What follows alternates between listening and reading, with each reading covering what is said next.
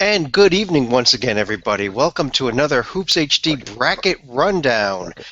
This is one of our favorite podcasts where we actually reveal a bracket live on the air as Bracket! of... Bracket! Let me introduce David Griggs before he explodes. David, how are you? Oh, I'm excited. Well, Chad, what's the bracket? Do Uh, you know what it looks like yet? Why haven't yes, you shown it to me? I actually don't know because I didn't even look at the matchups. I know what teams made it in, but we're just getting it finished at the last second here. We're recording this about 9:45 on Thursday evening. This bracket is mostly as of the end of the game Wednesday, but I had to make a few changes in the single bid conferences with a couple upsets tonight. But also joining us, first of all, Joby Fortson. Joby, how are you? Doing well, Chad. Looking forward to the bracket. Maybe not as much as David, but very see how much I was able to push Pac-12 teams up the board. John Salika with us also. John, how are you? I'm not doing so well. I don't want to face these teams that we're going to be unveiling later tonight. Yeah. I'll second that one. Right. What we're going to do here is, while I get the blank bracket up on the screen here in a second, just let you know that we actually had 6 different ballots coming in. The 4 of us as well as our colleague Scott Schwartz, who has his inthebuffet.com website. He was going to try to join us tonight, but last minute changes he couldn't. Also, Galen Clavio contributed as well but he's not joining us tonight either. Right. But can we see the blank bracket there? We can. Okay, and so what do you think of it so far, David? Well, I don't disagree with any of it yet. Come on. Okay, we don't disagree. Okay, I'm just going to get... Okay, ready? Let's do this. We're going to reveal the 1 seeds. Sorry, go ahead. Oh, yeah. It's just a couple of points. Like, this is not an attempt to guess what the actual selection committee will do on Selection Sunday. This is just what we think it would look like if we were the committee. And as Chad said, like, we each submitted a top 55 list. None of us know the results except Chad. Just a little disclaimer there. John Titel is our colleague that's the expert at guessing the committee, Right. but he is still in Arizona trying to lobby for the Lopes waiver. Right, yes. Yeah. All right, well, let's do this here. I will say for the audience that we do try to evaluate teams in the way the committee we would like the committee to see it, through paper, through eye test, etc. It's not just throwing darts at a board. No. What we're doing really is we are evaluating the teams. We are not guessing the committee. That's the distinction here. Here we go, 1 seeds, and there they are: Kansas, Villanova, Oklahoma, and Virginia in that order. 1, 2, 3, 4, right across the top there. Not a surprise there with Kansas. There was a lot of back and forth about where Oklahoma belonged, but they ended up being at number 3 overall. Yeah. And there was a ton of dispute over who the 5th 1 seed is, but it ended up being Virginia. The 5th 1 seed. So the 4th 1 seed. The We needed a 4th 5th 1 seed because it was very close. There were actually three other teams that got votes for 1 seeds besides Virginia. And I guess you got Kansas there in the Midwest, Philly or Nova in the East getting to play in their home city. Oklahoma a little bit of, kind of hitting the skids a little bit, but I guess Oklahoma was ahead of Virginia. I'm kind of surprised about that. But in looking at these teams, Oklahoma, I know we're going to talk about all 4 of them, but I mean, these were the exact 4 teams I had on the one line. Oklahoma has hit the skids a little bit.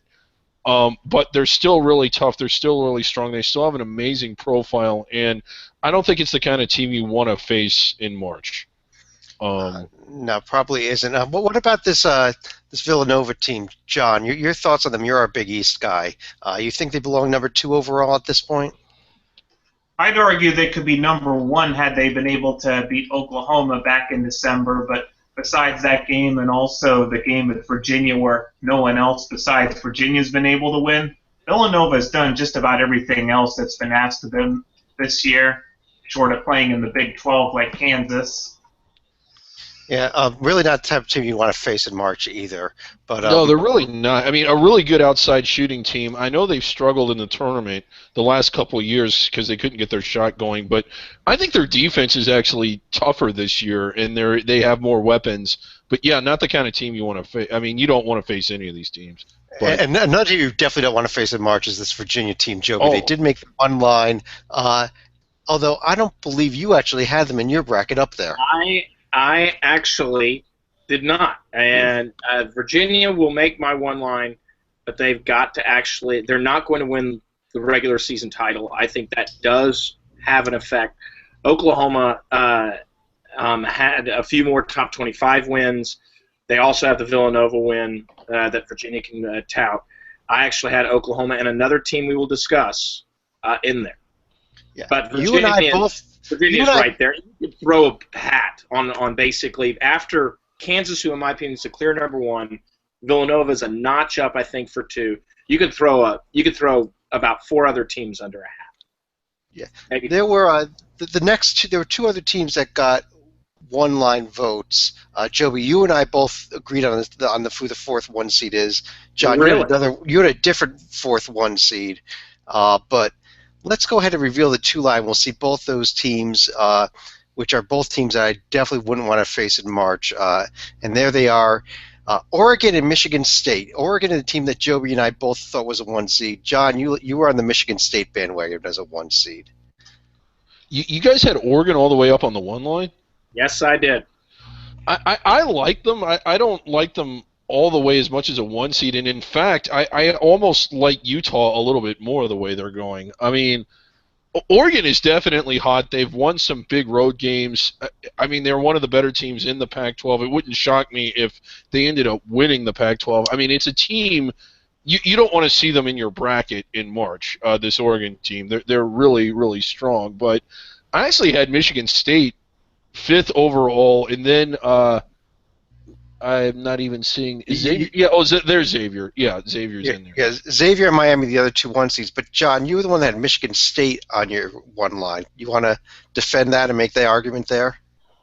Well, if you look at Michigan State's overall body of work, 25-5, 12-5 against a top-loaded Big Ten schedule, they're also 12-3 away from the cozy confines of East Lansing. One team that you mentioned earlier, the Oregon Ducks, they're only 6-6 away from Eugene, which is kind of the cut line that Joby and Lee had alluded to as far as what number 1 seeds could land. But I'm also going to make a lobby for my hometown team, Xavier. They could pull off a unique accomplishment this Saturday with the win against Creighton. They could have a win against every single team on their schedule. That is definitely a team you do not want to face this March. Right. I'll tell you why you don't want to face Oregon in March. You say 6-6, but here's the interesting thing: is only Kansas has as many top 100 road wins. All 6 of those are top 100 wins. That's pretty darn impressive. Oh, it is. Yeah. And so Oregon. I just didn't like them all the way. Really don't want the Oregon come down the pike. Yeah. I didn't have Miami quite this high either. But, I mean, I don't think I did. No, I did. I think, well, I had them on the 3 line. I really liked them. I thought Miami had their best win of the season by far against Notre Dame on the weekend. I mean, they had some decent road wins, but that was like the first time they'd beaten a solid initial ballot team on the road, and they just clobbered them. This Miami team's hot. You don't want to see them. You don't want to see them in March. Well, on that note, I think we've discussed all 4 of these teams. Let's go ahead and reveal the 3 line here. And as we show these teams, Utah, Iowa State, North Carolina, West Virginia, fairly somewhat consensus here. I don't think there's any huge surprises here as to who made this line. But let's just talk about them. The North Carolina was the top of this line, but was actually significantly behind Miami in terms of overall voting. Joby, the North Carolina team, dangerous team come March? What you got? They're probably the most talented. They're the most put together. Boy, our Michigan, in our little example here, Oklahoma and Michigan State do not like this at all because they're going to have to face them coming through. North Carolina could win the national title. Very easy. But which North Carolina team shows up? Their defense has been a little off. If they put that together, watch out.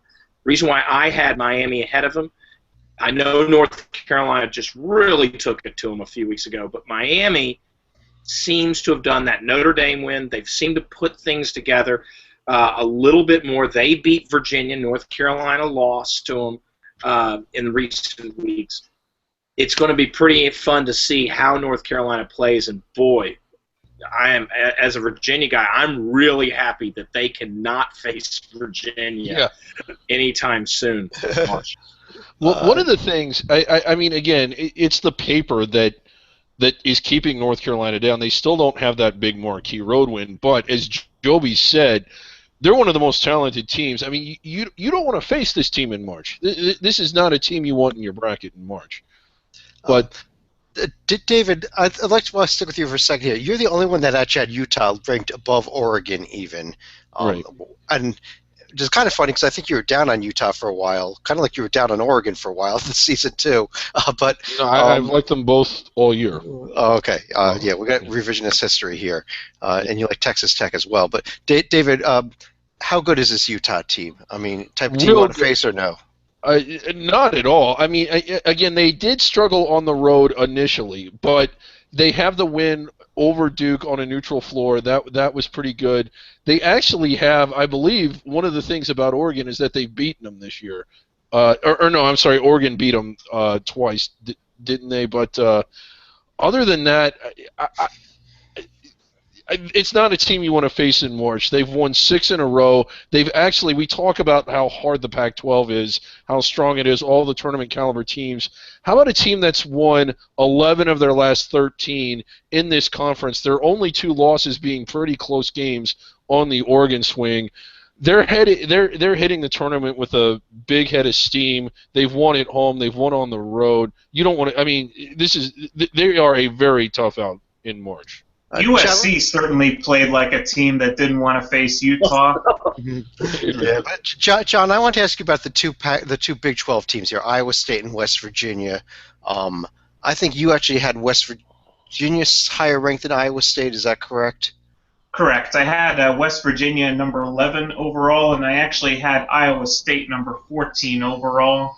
So you've had Iowa State on another line now. I mean, how do you think what do you think of these teams? Are they dangerous teams? Type of team you want to face or no?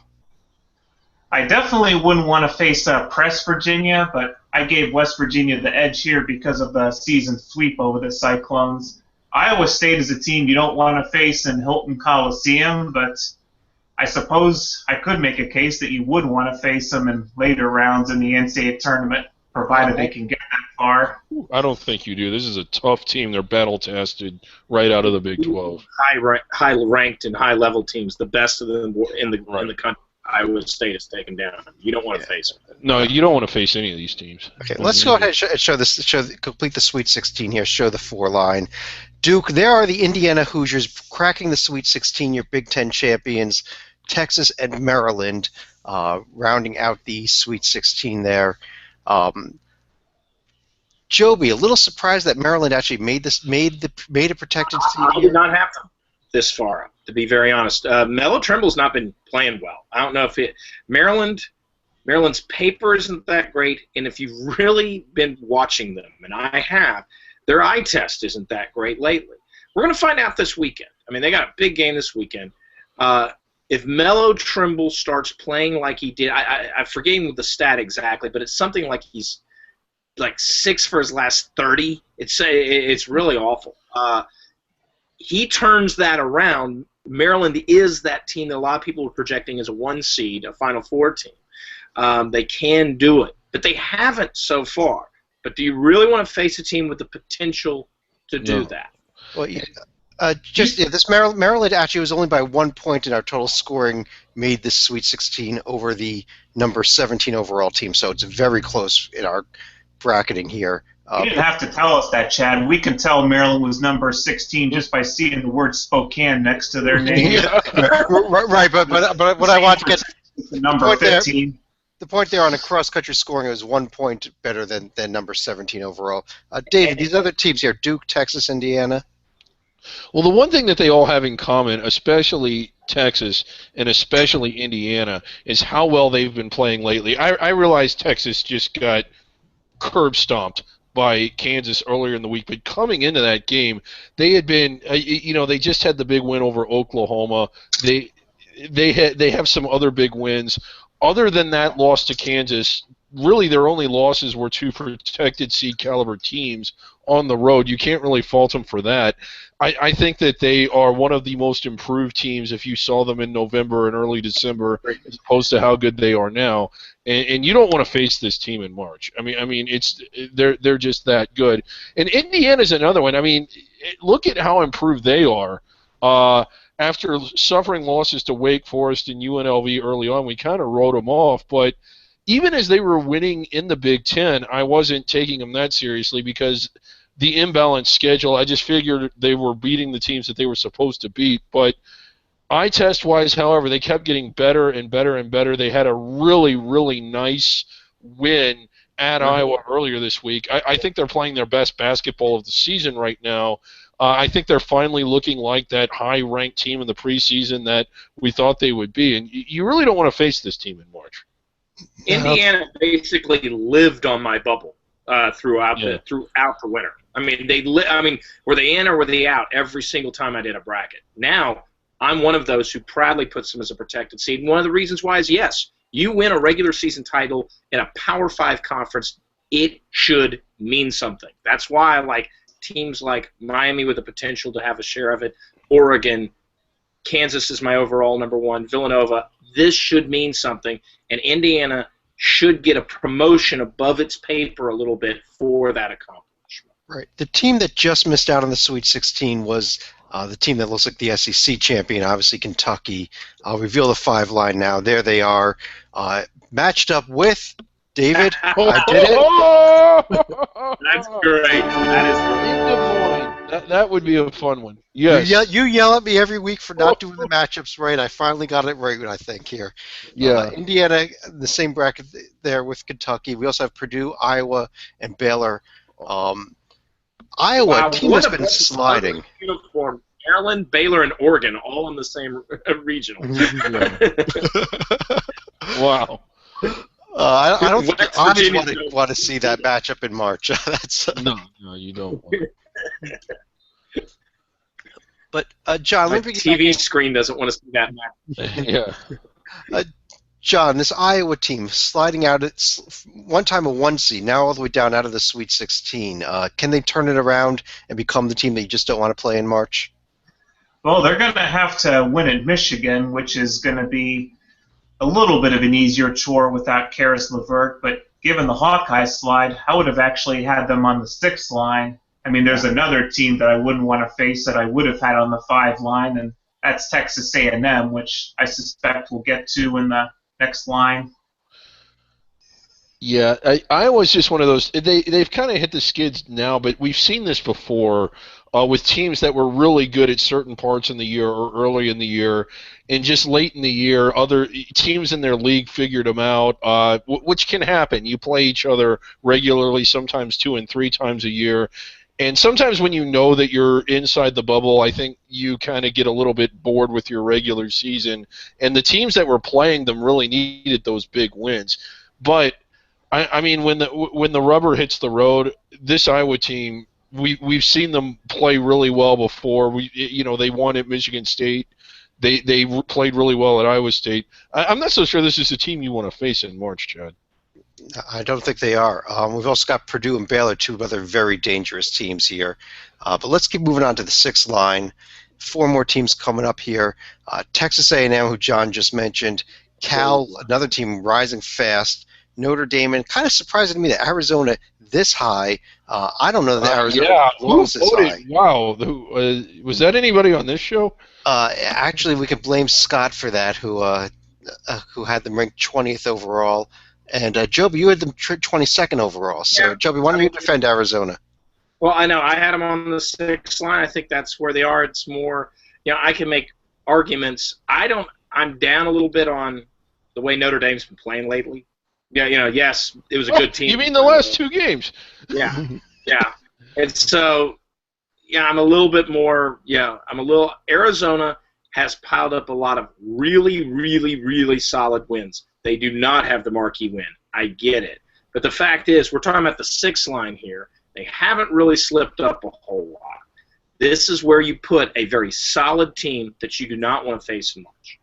Let's also make another point of clarification right here. Cal in Arizona is actually in process right now with the Bears up 4 against halftime. We submitted these ballots before we went on the air tonight, which is about 9 in the evening. I had Cal on my 5 line,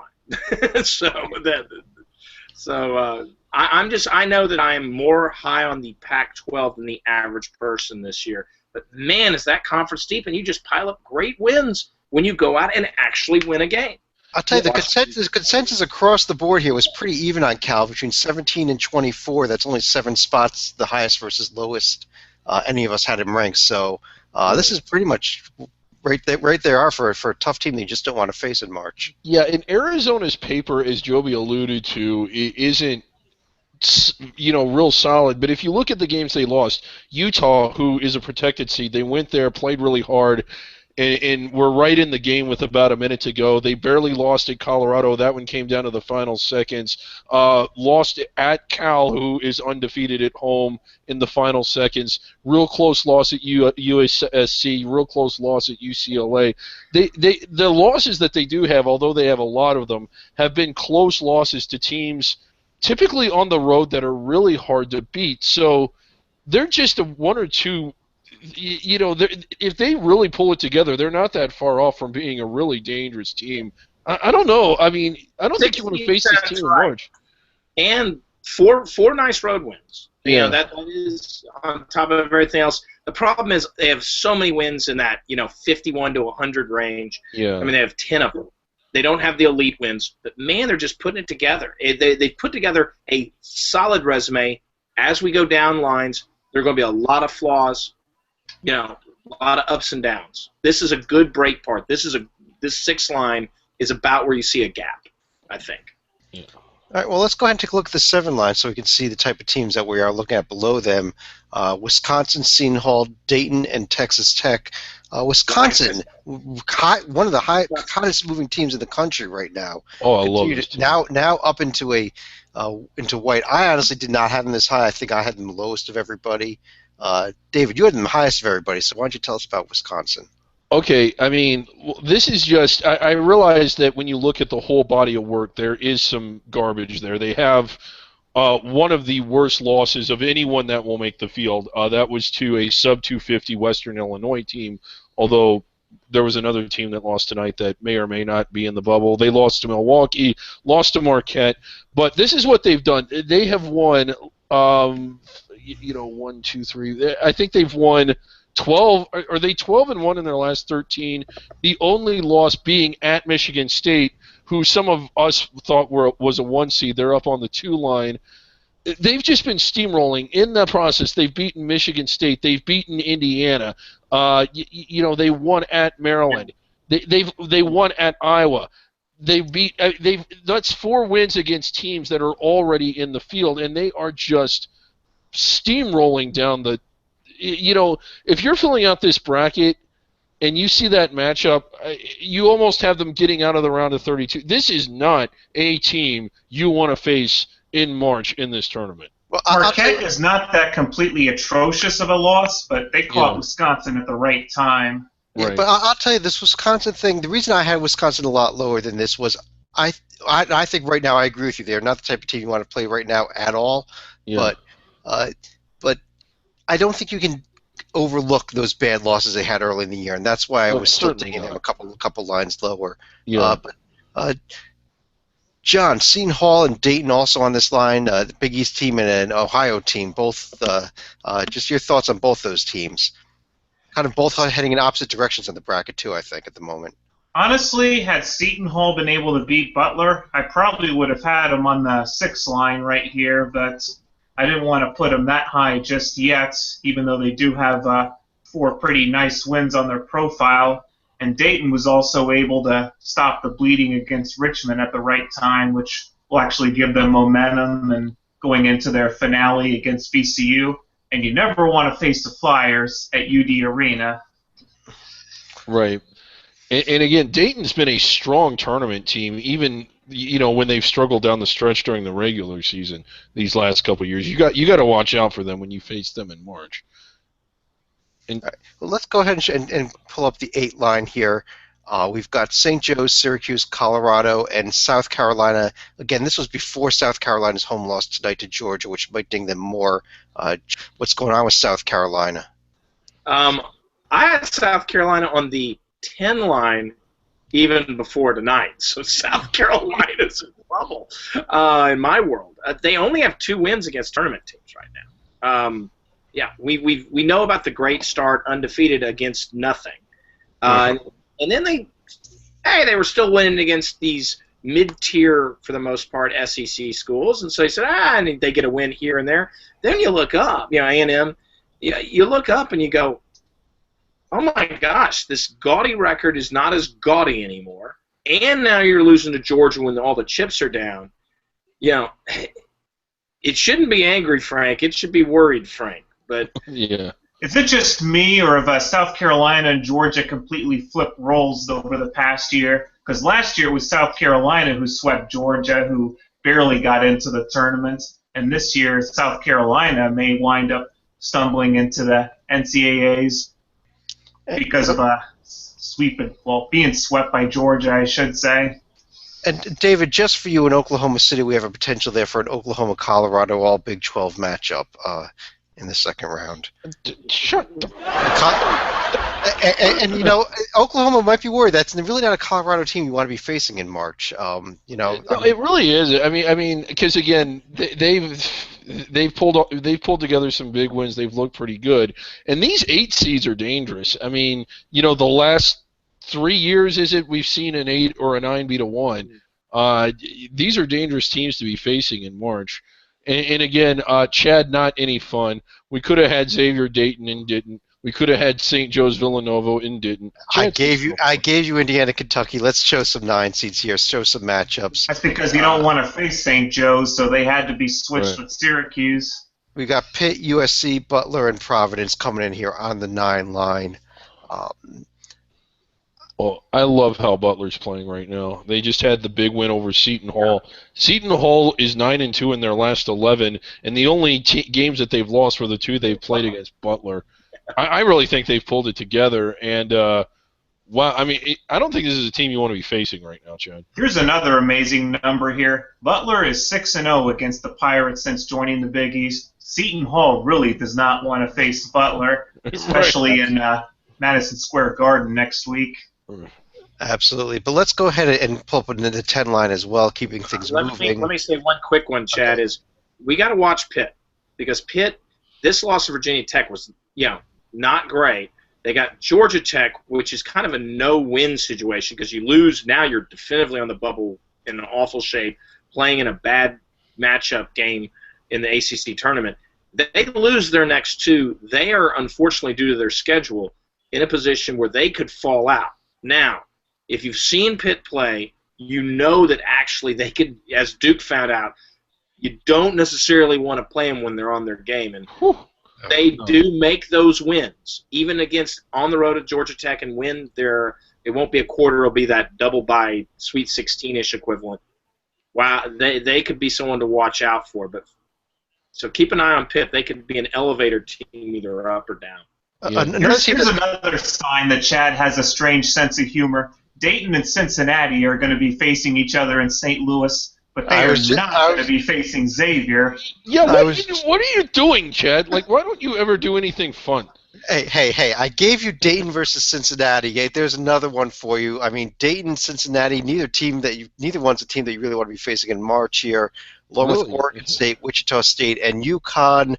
Although UConn getting pounded again tonight, so down big at SMU as we record this. Yeah, and we didn't have time to react to any of the games on Thursday. We're recording this Thursday night. Most of you probably aren't watching it until Friday, so things could change. One of the things we did have time to react to was Oregon State's absence at USC last night. But I agree. Oregon State, they have that emotional thing sometimes.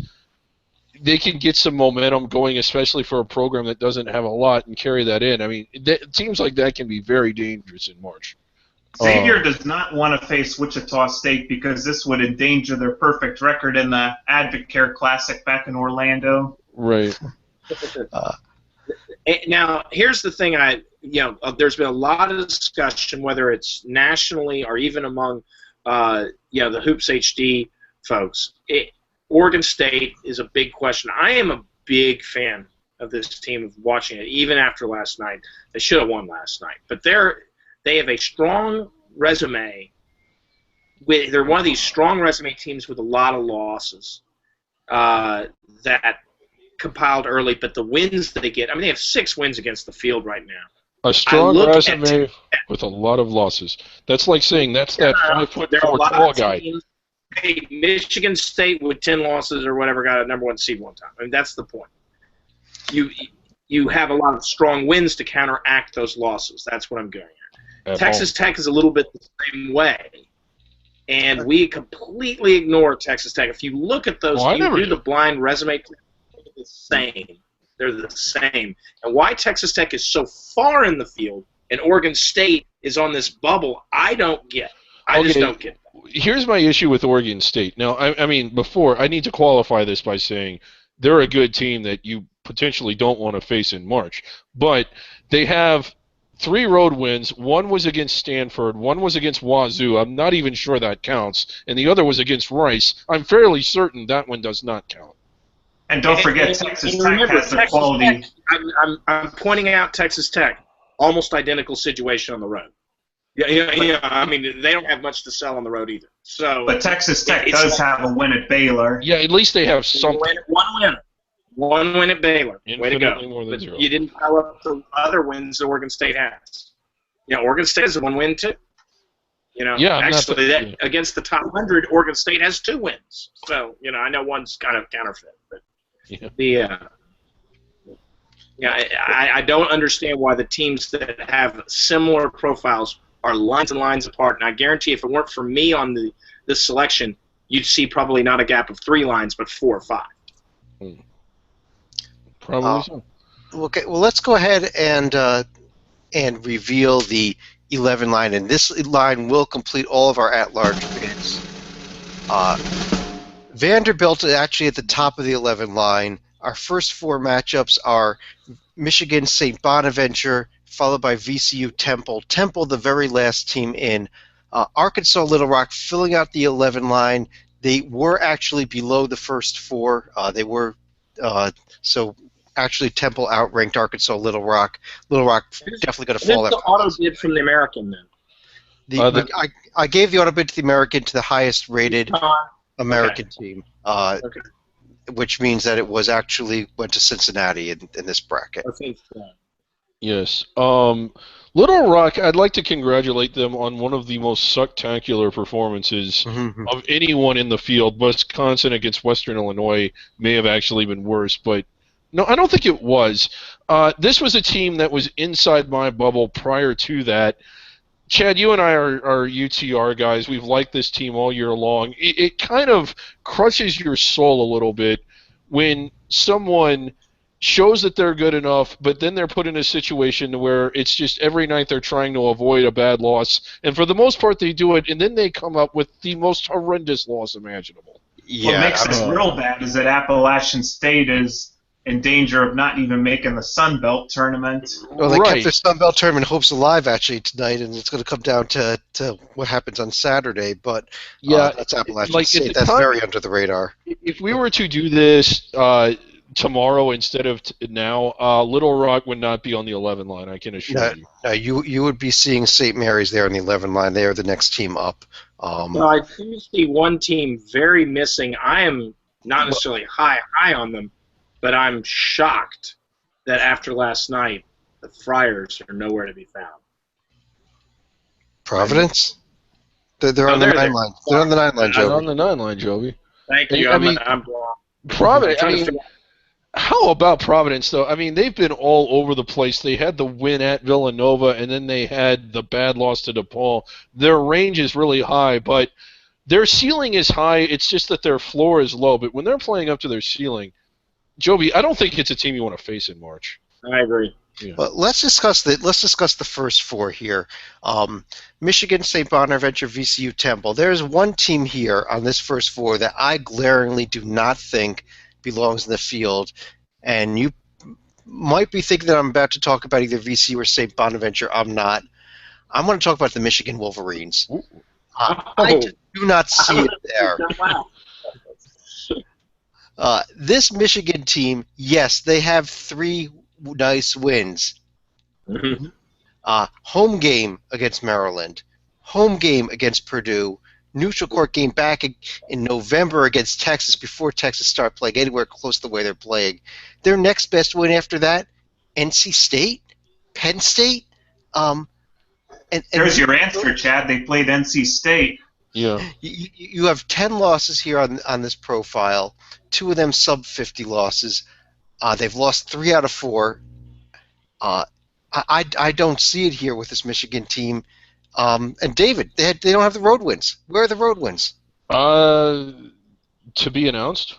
But no, I'm not big on them either. They're not going to get them. They've no road. Right. They're not going to get a true road game left of the season. I believe they were inside my but they were definitely in my first 4. So you're not going to have to argue very strongly for me to not want them in. I did have Bonaventure in. I'm a little surprised, based on some of the discussions we've had, and I know how some other people thought of them, that St. Bonaventure made our field. Now, I agree with the selection. They were in mine, but I'm surprised that other people voted them in. I feel that, I think that they're the type of team that you might not want to face in March, first of all. Right. And second of all, the Bonnies, even though I was arguing against them, it was the reason I was arguing against them today in some of our emails back and forth was because the team we were comparing them with is a team that I would have had in instead of Michigan. And Ohio State.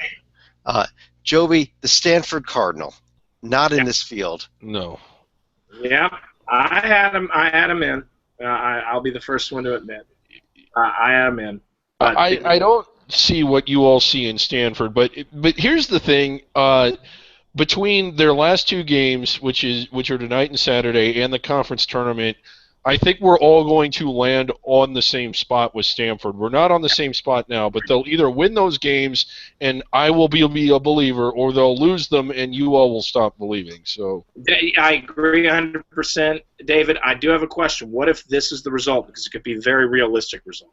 They go Stanford has quality wins, but they need quantity. Arizona State on the road. Okay, Yeah. They got to do that. right. Beat Arizona State on the road. They lose to Arizona, win their first Pac-12 tournament game against like an Oregon State, and then lose the next round.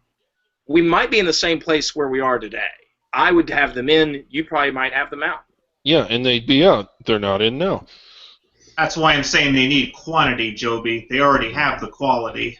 They've got the quality, and John, you are penalizing them for top 40 losses. You're penalizing them for the number 3 strength of schedule, and you'd rather have a team like a Michigan in that does not have the quantity of good wins. You'd rather have a team like a Tulsa in that plays garbage. I bring that up. The top 4 teams out. The number 1 team out was Tulsa. Stanford came in number 2 thanks to Joby.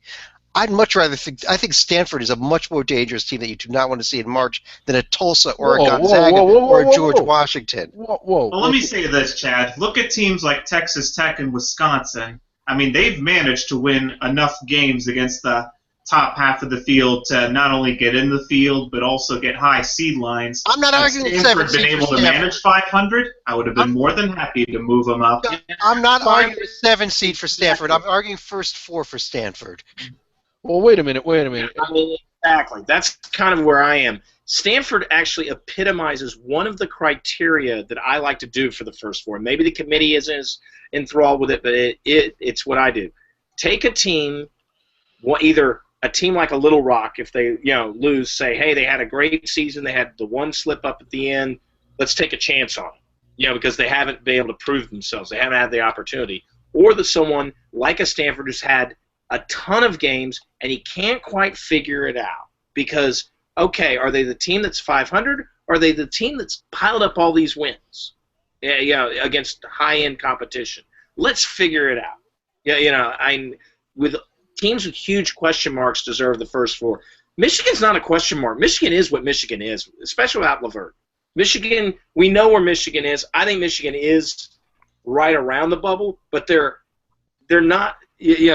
I don't know if they're really unknown per se, their performance left is unknown. There's a team here. It's just a glaring, obvious horrible omission. I mean, this is a team that has one of the best wins of anyone in the country, and we're not even considering them. Where is Nebraska? Where's Tim Miles? Okay. We have some other also considered here. 7 more teams. David, let's see if Nebraska's on there. Florida, Ohio State got some love. BYU, we can thank our colleague Galen for that. LSU, Alabama, Florida State, Houston. I think what we see here is how bad the bubble is. And David, what about these teams? Are these teams here teams you'd like to face in March? I don't think. I don't think they are really, because Houston, they're better than their paper. It's just their out-of-conference schedule stinks. I think the actual committee, I might have to defer to Titel on this, is going to heavily favor out-of-conference schedule and performance this year. Houston performed admirably against an awful schedule, so they just haven't done enough. But yeah, Florida State just going in the wrong direction. BYU not LSU really? Who put Ohio State and LSU on here? Let me tell you who we can play. And again, most of these teams were not even chosen by any of our panelists to be in the field. They were just within their top 8 out. Both Galen and Scott, you can thank for Ohio State showing up, and LSU you can also thank Scott for. So, I mean, LSU would shatter the highest RPI ever in the field. There actually were 2 other teams that got votes. One other team that got a vote here, which was Georgia Tech, would have been one more spot below Houston, but I didn't even include them. Wasn't me. I think that one may have been me, although I didn't like them. But I think I had them 55th. Okay. Well, if Georgia Tech beats Pitt, then they go and they play actually someone good in the tournament. Then they play like BC, and then they go out and have to play like a Duke or something. All of a sudden, I mean, even then, Georgia Tech probably isn't there. I mean, if I really wanted to pull a rabbit out of my hat, I would have put Virginia Tech in instead of Georgia Tech now. Yeah. Well, let's go ahead and take a look at some of the rest of the teams here. I'm going to show the 12 line where we've got Monmouth, Princeton, St. Mary's, San Diego State. 4 very dangerous teams. I don't think I want to face any of these teams if I'm in any of these first round games. No, these are really tough 12 seeds. We've seen what Monmouth can do. I'm assuming they did not land inside the bubble. They were inside mine, but no, they did not. But again, they were inside my bubble. So obviously, I think a lot of them you don't want to face them in March. And Princeton, I mean, holy cow, that is just a tough matchup because of their defense and the way they execute. It's very much unlike a lot of the teams Kentucky's played. Princeton, we've seen them be dangerous before. You really don't want to see them in March. And Kentucky could be a lot of fun. Just a lot of fun. Right. I'll tell you who's breathing a sigh of relief right here, and that's Baylor, because they didn't want to face Valparaiso. Right. Yeah, well, that one would have been fun. San Diego State, I think their league actually makes their paper look a little worse than their team actually is, although they do have their warts. St. Mary's, yes, that's a team you want to face in March. Okay. Let's do a few more rows here. We got the 13 line where we see Valparaiso, who we just mentioned, getting Texas, Hawaii, Chattanooga against Indiana, Hofstra against Duke. That's some great 13 seeds. Those really are fantastic. Yeah. If the those howls you just heard are coming from Durham claiming that Hofstra is going to have a home court advantage up in Providence. Here's the thing is, in some of these cases, all right, let's say it's not Hofstra, but instead one of the other very high-quality CAA teams, UNC Wilmington or William & Mary, etc., that's still a great 13 seed. Oh, it is. Likewise, if Hawaii were to lose out to UC Irvine, come on, that's not a big deal. That's not a big shift either. Yes, there's a drop in Chattanooga's league, but it's you could still have some really great, even if the chalk doesn't hold. On the 14 line, we've got Fort Wayne against Iowa State, Akron against Utah, UAB against North Carolina. That was a regular season matchup a couple of years ago, wasn't it? And Stony Brook, West Virginia. And these are dangerous 14 seeds. Stony Brook had a little trouble last night, but held on. I do think they're finally going to win the league. But we saw 2 14 seeds go through last year, UAB being one of them. These are dangerous teams in March. These 14 seeded teams. I mean, they're the kind of teams that can sneak up and get you. Don't you think so, Chad? I do, and you know what? We may have a couple dangerous 15 seeds here. Let's take a look at them real quick. Stephen F. Austin, the great overall record, great winning streak, best in the nation. Oh, man, Weaver State against Oregon. Belmont, a scary team. New Mexico State has been playing real well out of the WAC. Wait a minute. That's wrong. It's wrong. What, New Mexico State? Who's that? Yeah. We're working on the waiver. We're working on it. Yeah. That's just because Xavier doesn't want to face Cal State Bakersfield in their floor. Yeah. Well, it's really because nobody wants to face Grand Canyon in March, and that's why the NCAA won't even let them into the tournament. Yeah. Finish these off real quickly here on the 16 line. We've got Kansas gets the winner of Gulf Coast, who is now the projected A-Sun champion after North Florida went down tonight, and Wagner. Winthrop against Nova, Texas Southern and Lehigh. Lehigh, the new Patriot League projected champion after Bucknell lost. Yeah. How about Virginia and Hampton, Joby? Oh, yeah. That was.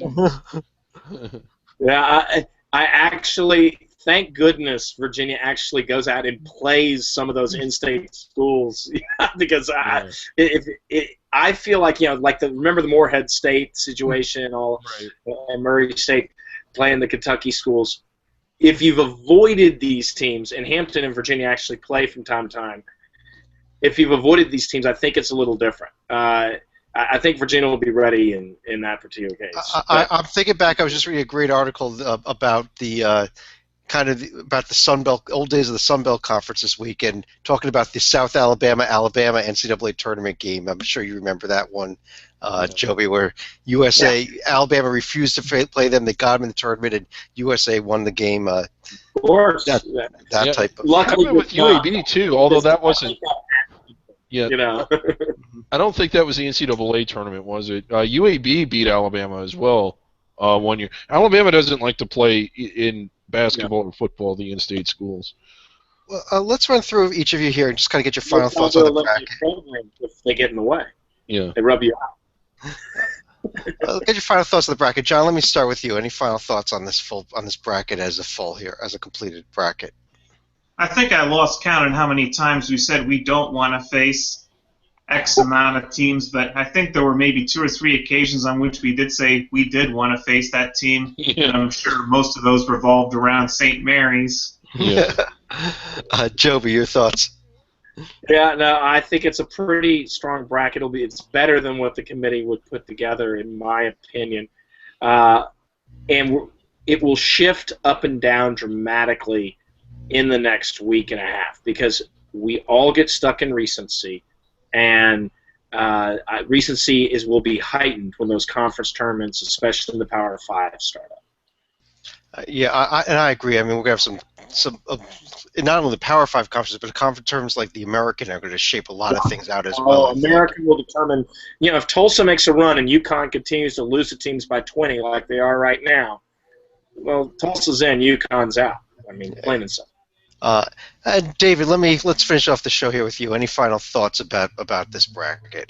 Let's see. Well, 2 things.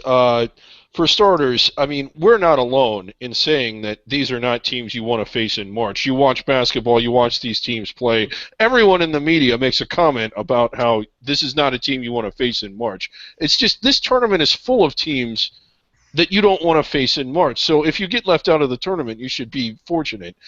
Secondly, I don't understand what's wrong with you. You have Cincinnati playing Dayton, and you don't have them matched up with Xavier, even though the seeding would have permitted it. You don't have St. Joe's matched up with Villanova, even though it would have permitted it.